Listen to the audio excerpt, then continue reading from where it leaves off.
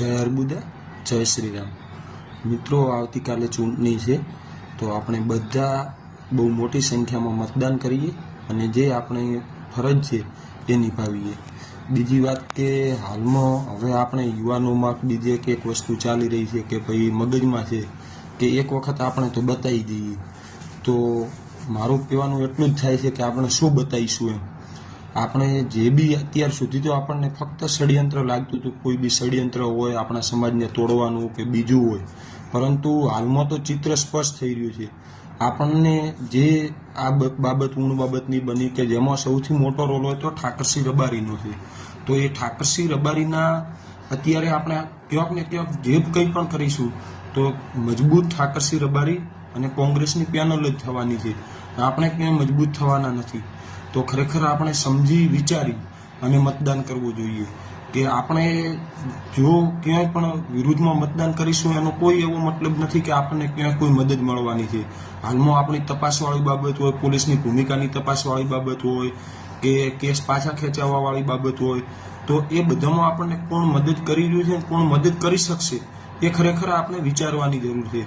અને ક્યાંય આપણે કોઈ પેલા ખોટા વેમમાં આવી કે બીજું કંઈ કરી અને ચોય આપણે ઠાકરસિંહ રબારીને જ મજબૂત ના કરી દઈએ, એ ખરેખર આપણે વિચારવાનું, ખૂબ શાંતિથી વિચારવાની જરૂર છે। અને બધાએ એકદમ વિચારી અને યોગ્ય દિશામાં જ ખરેખર કાલે મતદાન કરવાની જરૂર છે, કેમ કે એ લોકોનો પહેલાથી પ્લાન હતો કે એમની વોટ બેંક તો એમણે હાચવી લીધી છે, પરંતુ આપણા સમાજમાં ભાગલા પાડી અને આગળ જો એમને આપણા ઉપર રાજ કરવું હોય તો એમને આપણી સમાજમાં ભાગલા પાડવા જ પડશે।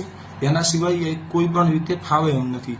અને ક્યાંક ને ક્યાંક જો એ લોકો આપણે ભલે ભાવનાઓમાં હોઈએ કે આપણે પણ એ ફાયદો આપણો ના ઉઠાવી જાય, એ જોવાની જવાબદારી આપણા બધાની બને છે।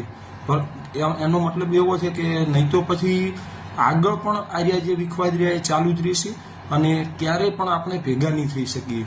એટલે બહુ સોચી સમજી વિચારી અને મતદાન કરવાની જરૂર છે કે કોઈને બતાવવાના ચક્કરમાં આવી અને આપણે જે આપણા વિરોધીઓ છે એમને જ મજબૂત ના કરી બેસીએ। બીજું કે મિત્રો, આપણા ઘરનો કોઈ પણ ઝઘડો હોય તો ઘરમાં આપણે વાત કરીને એનો નિર્ણય લેવાનો થતો હોય, એના માટે બહારના માણસને બોલાવવાની જરૂર નથી હોતી। જો કાલે ક્યાંય એવું ના થાય અને જે આપણો એકતા કરવાની વાત કરતા હતા એની જગ્યાએ ક્યાંય આપણી એકતા તૂટી ના જાય, એ જોવાની ખાસ જરૂર છે। કેમ કે બહારના લોકો બધા રાહ જોઈને જ બેઠા છે કે ક્યારે આ લોકોની એકતા તૂટે અને એ લોકો આપણા ઉપર રાજ કરે। જય અર્બુદા, જય શ્રી રામ।